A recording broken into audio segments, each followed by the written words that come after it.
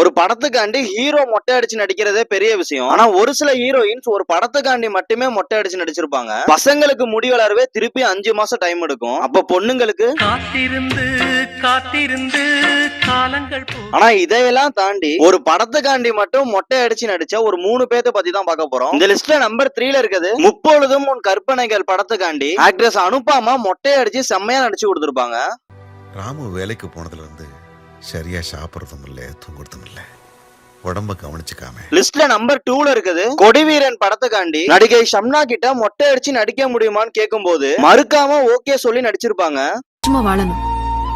எங்க அண்ணனுக்கு ஒரு நல்ல பொண்ணை நீ காட்டுறதுக்கு தான் இந்த மொட்டை அடிக்கிறது அப்படின்ற ஒரு சாதாரண விஷயமே கிடையாது. அதுவும் ஒரு படத்துக்காக பண்ணிருக்கீங்க, ஒரு லேடியா இருந்துட்டு அப்படின்னு நினைக்கும் ரொம்பவே சந்தோஷமா இருக்கு. அந்த நம்பர் 1ல இருக்குது குடும்ப சங்கிலி படத்துக்காண்டி ஆக்ட்ரஸ் வடிவுக்கரசி அந்த ஜெனரேஷன்லயே மொட்டை அடிச்சு நடிச்சிருப்பாங்க.